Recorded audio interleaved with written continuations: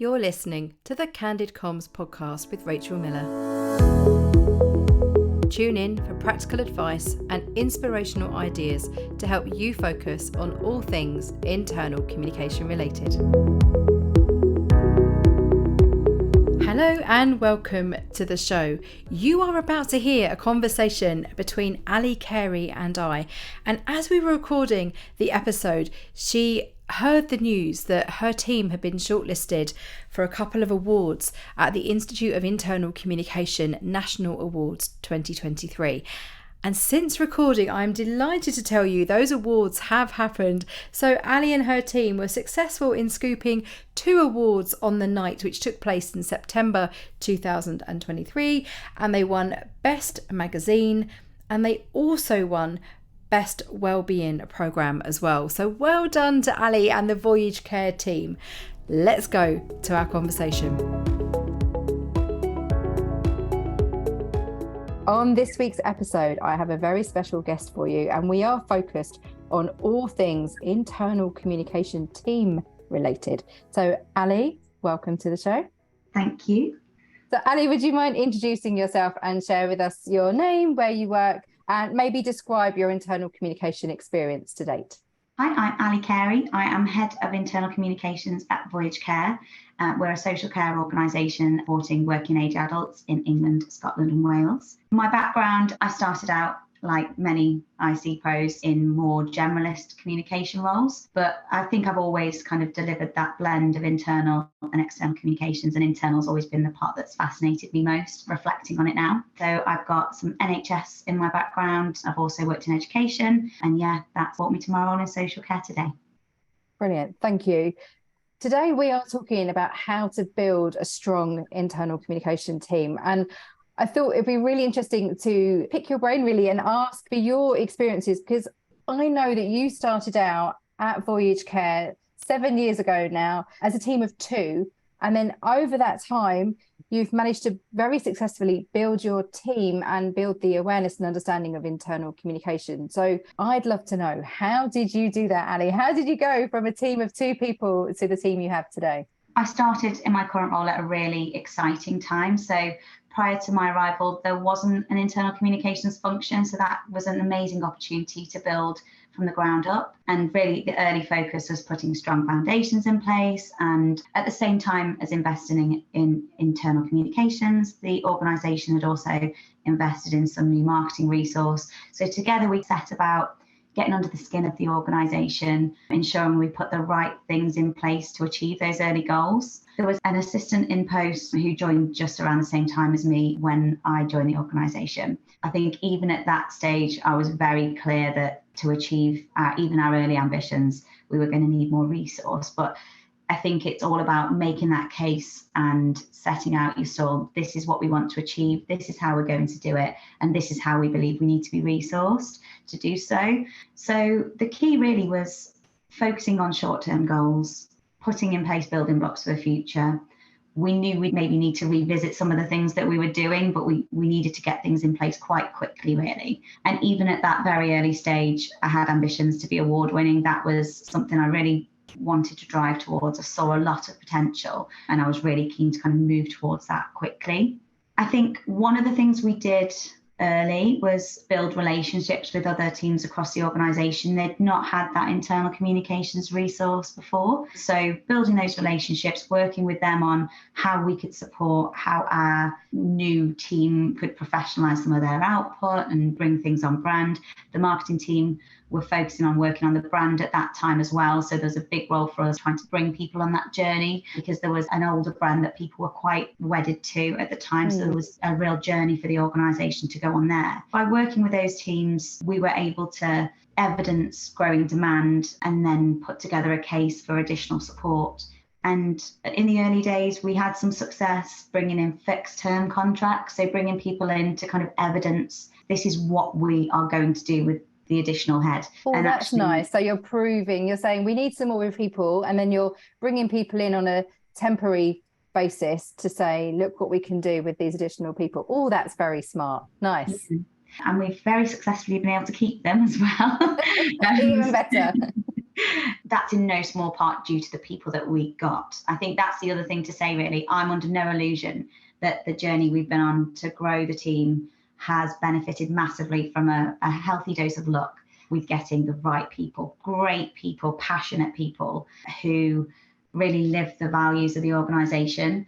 And I think that's in part because of how we recruit, but also I'm just very blessed to have a brilliant team of people around me who buy into what the team's trying to achieve. Excellent. And you mentioned being award-winning, and I'm going to come back to that because I love the fact that that was your ambition at the start, that you wanted to build up the team and you wanted to have that mindset already of being an award-winning team. Can you share how many people are in your team today? So you started with 2 7 years ago, and now you've built up. What does the team look like today? So there are 5 of us, and we're hoping to build on that very soon, actually. But there are 5 of us at the moment, me and a team of 4. We do have one team member who's currently on maternity leave, and we've got a great cover for that role as well. Again, been very lucky. Again, I think part of building and maintaining a team is that development. So everybody's been able to start with us, and then we've been able to find them development opportunities. So we now have a digital communications manager dedicated to internal comms, and we also have internal communications executives and a senior internal comms exec as well. So that's kind of the current structure of the team. And we are currently 4.6 full-time equivalent.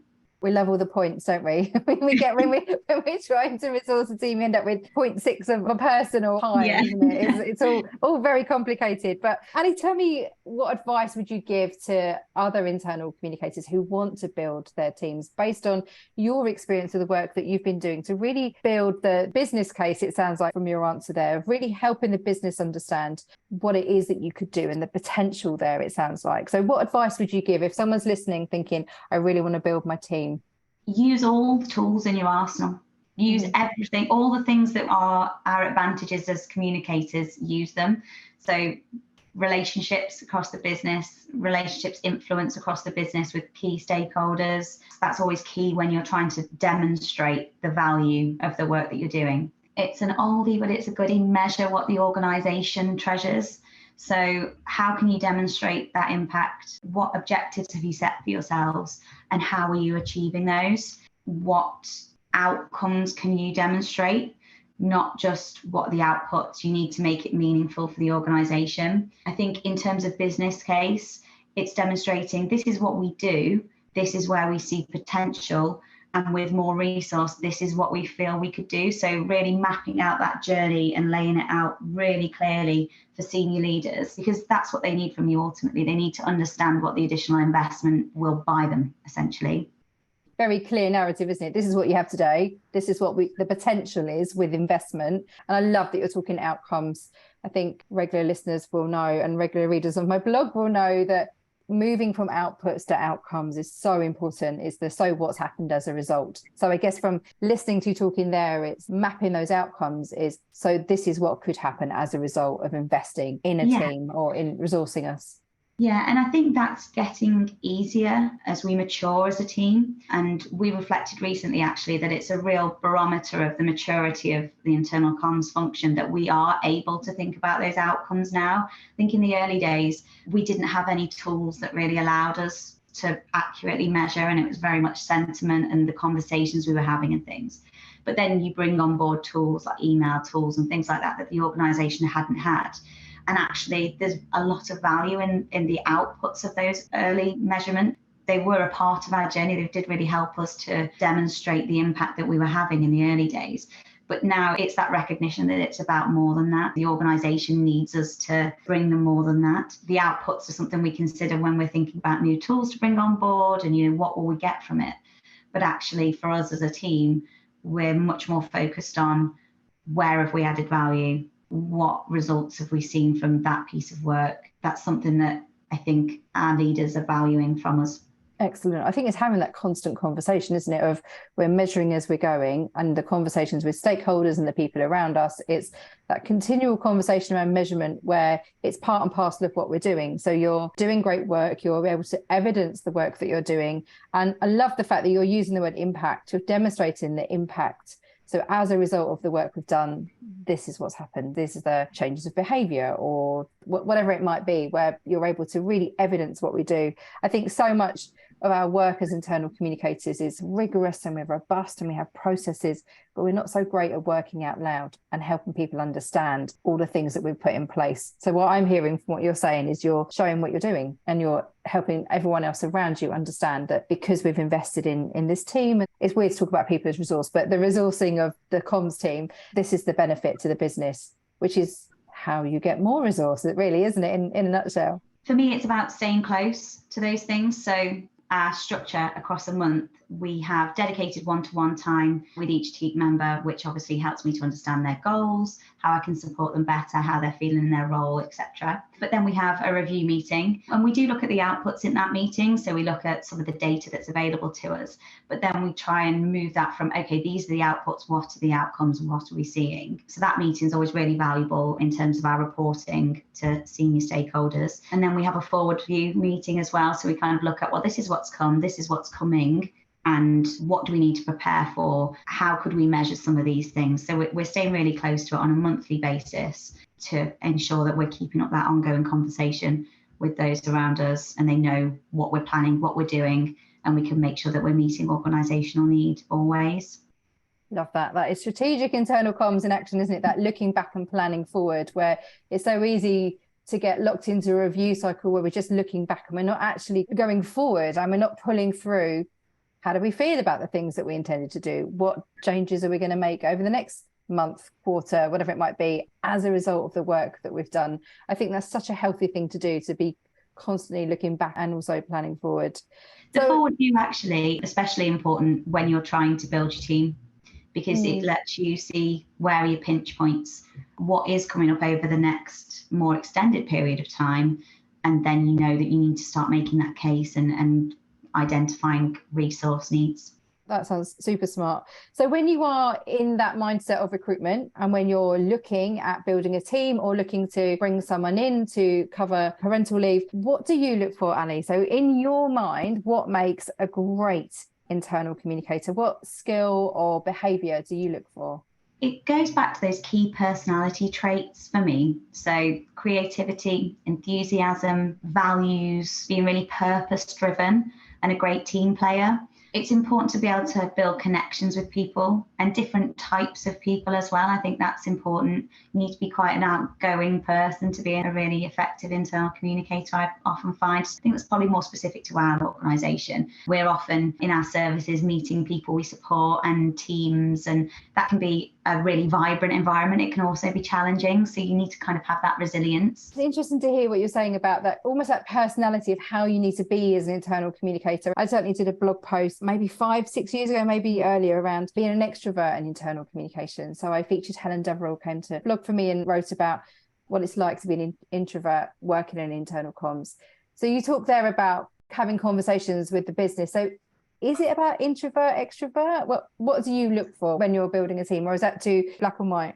That's probably a little bit too black and white. I think there's a range of personalities in the team, and there are some members who are more comfortable in that environment, but actually it's great for them to go out with people who maybe earlier in their journey with us don't have that much exposure to our services. They're able to take people on that journey, because it is important that they can build relationships with our services. They're the lifeblood of our comms, essentially. We take a real storytelling approach, and we're the first to shout about the incredible things that our services are doing. So building those relationships is absolutely critical. We have lots of thirsty channels to fill. Our magazine, our intranet, they're always full of the kind of smiling faces of the people we support and the amazing things that our teams have done. So that's a pretty integral part of the role, is being able to engage with them. But that said, yeah, there's a range of different people in the team. When we're recruiting, it's not necessarily about, oh, well, you know, that person, I wouldn't send them into a service. I'd never look at it like that.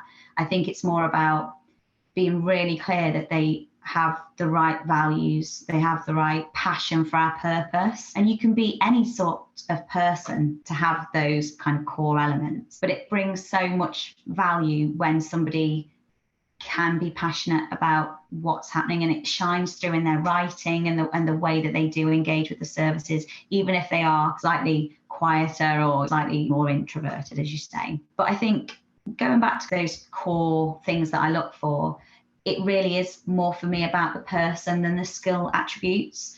I think you can teach a lot of things. You can develop a person around a lot of the skill attributes that you would look for, but you can't necessarily teach them to be the right person for the organization. You want them to have a certain level of experience and you want them to have a really good foundational base of skills. But ultimately, when somebody comes into an organization like ours anyway, there's a lot for them to learn in terms of tone of voice, how we do things as a team. Sounds like I'm blowing our trumpet a little bit now, but we're a very highly effective team. We work on a really fast-paced basis. We've got very established ways of doing things. Blow away, Alli. You are. I've had the pleasure of working with your team. You are a highly effective team who you're very mindful, very thoughtful in what you're doing. And I think something that I see you doing is nurturing that team and coaching them and advising them and upskilling them and giving them good opportunities to really thrive in the roles they're in, and you're coaching and stretching and developing them. So blow away, because we talked about awards earlier, we alluded to it. You are an award-winning team. That was an aspiration that you set. Tell us about that. What awards have you won? Quite a few. I think we'd won 20 at the last count in total now. Amazing. We are currently the reigning, if that's even how you would describe it, best in-house team, 1 to 5 people, the IOIC National Awards, and we've won that for the past 2 years. We've won awards for magazine, best print magazine, intranet, awards event, video, various things over the past few years, which is super exciting. So a real spread. And what makes me so happy about that is that it recognises all of the individuals in the team, the things that they're passionate about and the things they work on. We really have kind of achieved a spread across there. And we just found out that we've got a further 4 shortlists at this year's IOIC Awards. So we're really excited about that. Fantastic. Congratulations. The Institute of Internal Communication Awards are kind of the jewel in the crown for internal communicators, particularly here in the UK, isn't it? I judge them every year and they are rigorous. They're tough to win as well. So congratulations for all of your success today, and fingers crossed for the future awards. I think it's September 2023 those awards will be announced. So I will be there with my team on that night. So we will be there cheering you on, Alli. Yeah, I mean, it's always really exciting to be shortlisted, and having recently had experience myself of judging in the awards, I think it's really clear that the standard is really high and it is difficult. So I think that's brought new perspective on it for me as well, in terms of how well we've done to actually pick up the number of awards that we have. Amazing. Brilliant. Well done. And fingers crossed for the future ones. I'm going to ask you to cast your mind back and ask you, what's one thing that you wish you knew before you started building your internal comms function? I wish I'd known that it's okay to do it your way. It's really easy to overthink things, let imposter syndrome creep in. Am I doing this right? Particularly when you're in an organisation where there isn't really an established way of doing things. And that's certainly something I've been guilty of and was guilty of in the early days of my role at Voyage. But in building my team, investing in them, trusting them, developing them, and their confidence and skills, I feel like I've created something that I'm really proud of. I'm proud of each of them individually for how far they've come, but also how far we've come as a team.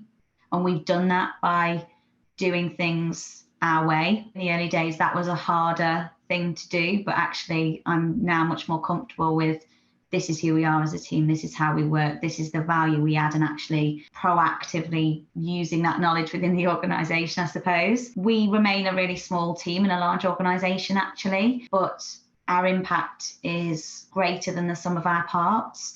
So it's a result of how we work and how we work together, how we live our values.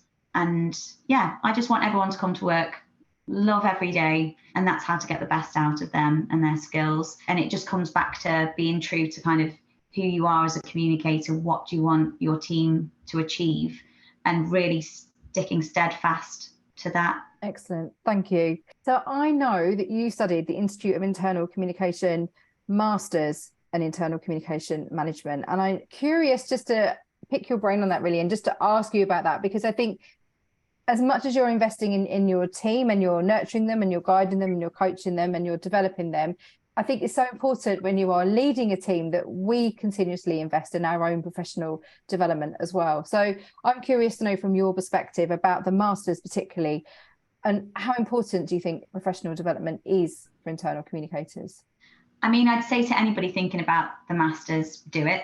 Maybe don't do it in a pandemic year like I did. That was not part of the plan. I found it really invigorating to work alongside like-minded internal comms pros to really get under the skin of why we do what we do. It's incredibly strategic. The course leaders are really passionate. So actually, as an aside, that course I'd really recommend. I really enjoyed it. I think the broader kind of topic of professional development is something that I bang on about all the time to my team. All of them now have done not only training courses that help them build in like specific skills within their careers, but they've all done a qualification as well, mainly with IOIC actually. So that's a mix of foundation diplomas, advanced diplomas, depending on the point that they're at in their career. It's such a valuable thing to do because not only did they gain confidence in their skills and really grow in their profession and their career, but they bring all that value back to the team and you get to share new thinking. Obviously, a lot of us did courses a long time ago, thinking changes. They should have that confidence to come and bring ideas to the table that we pick up and we work with. And hopefully that's something that they all value in terms of being able to have a voice in the direction of the team. I think one of the other benefits I find when people do training courses and they're meeting other internal communicators. So it's very often we get quite locked into what we're doing and in our own organisations. And there's some real value to be found, I think, in having our heads up and looking around and meeting with other people, whether you're studying together or you're at conferences or events, swapping notes and asking them, what do you do? And I think bringing those ideas back into the team as well. That constant professional development for me is not just about the qualifications and the paid for things that we're doing, but listening to podcasts and reading books and reading blogs. I think even if you've been working in internal comms for a long time, there's always something new to learn. There's always something that you can pick up from somebody else that you can try in your organisation, or you can discover new topics to learn about that then you bring back in to enhance the work that you're doing. Any final thoughts for our listeners? You've shared some amazing insight and tips. Thank you. Is there anything else you think we should know or you want to tell us? I think probably to just sum up what we've been talking about, really, I think it's about having a really clear vision, and there's no substitute for really understanding your organisation and understanding its needs, staying really close to senior leaders and having really positive relationships with them is super helpful for that. If you understand what the organisation needs from you, then it makes it far easier to construct a team that meets those needs. And those things change over time as well. So I think what we've probably done quite successfully as well is recognise when there's been a change and kind of shift our delivery and shift the way that the team works to support that. And I think the dreaded P word again, the pandemic really changed internal communications in our organisation, as it did for many, I'm sure. And we were able to adapt and change and shift our delivery, yes, to deliver what was required of us urgently during that very intense period, particularly in social care. Obviously, it's a very challenging period. But actually, the legacy of that for us is that we've kind of emerged stronger and more connected to the organisation. And we really do understand what our role is, what's required of us, and we're able to build the team around that. So having that understanding, engaging that in what your vision is, and then finding the right people to come on that journey with you. I suppose that's the best way I can describe it. It's not about having somebody who's really good at this and then somebody that's really good at that and they just do their thing. It's about a team approach. It's about everybody contributing and being empowered to work on things that they're really passionate about. That's certainly my kind of mantra for getting the best from my team, developing them, allowing them to experience new things and try new things, but also to develop rich skills in certain areas that they can kind of bring together when they're working collaboratively. We have daily catch-up calls in the morning where they can chat if they need to chat and have some headspace, but also, you know, we talk about what we've got on that day, who can support who, where are the gaps, what are we trying to drive towards, you know, how are things going with some of our bigger campaigns and projects. So staying really close as a team, really driving towards that vision and really focusing on the value that you add and being alive to the times when you do need more resource, but specifically why, not just, oh, well, we're too busy, we need more resource. It's like, what do we need more resource for? What's this role going to fulfill for us and the organisation? And let's build a case towards that. Brilliant. Thank you so much for all of your efforts and energies today. Thank you for sharing your many pearls of wisdom with us, Alli. It's been a total pleasure to have this conversation today. If people want to find you online, where's the very best place that they could perhaps connect with you? I'm on LinkedIn. Brilliant. And I will include your LinkedIn profile in the show notes for this episode. Alli, thank you so much. I hope you found this episode useful. My thanks to Alli for being so candid during our conversation. I've got some exciting news to share with you as we close this episode. I've just announced the return of All Things IC Live for 2024. These are in-person training sessions which are taking place in London, UK throughout the coming year for up to 25 in-house internal communicators. Each day is focused on helping internal communicators to succeed through training and networking. I'm not having these days sponsored. They're provided by and hosted by my business, All Things IC, and they're led by me. All Things IC Live is a mixture of learning and masterminds. This means you benefit from the collective wisdom of the room and your fellow in-house peers. You can also ask me anything. Upcoming 2024 dates are the 31st of January, 16th of May, 10th of September, and the 10th of December 2024. Tickets are going on sale on Monday, the 13th of November 2023 at 9 a.m. UK time. We've worked really hard to keep the costs low, so your investment is £299 plus VAT per person per date. And there's also an All Things IC Live pass available. The pass is £999, and this is how to get a ticket for all 4 dates in 2024. This gives you 4 opportunities throughout the year to learn and network with other in-house internal communicators. Full information can be found on the All Things IC website, and I do hope that you can join us. As ever, I love hearing from you. Thank you for listening to this episode of Candid Comms. Why not find me online? You can look me up, Rachel Miller, on LinkedIn. I'm Rachel All Things IC on Instagram. Or why not send me a message via the website, hello@allthingsic.com. I'd love to know what you are taking away from this episode and what you hope to do differently as a result of listening to Candid Comms. And remember, what happens inside is reflected outside. See you again soon.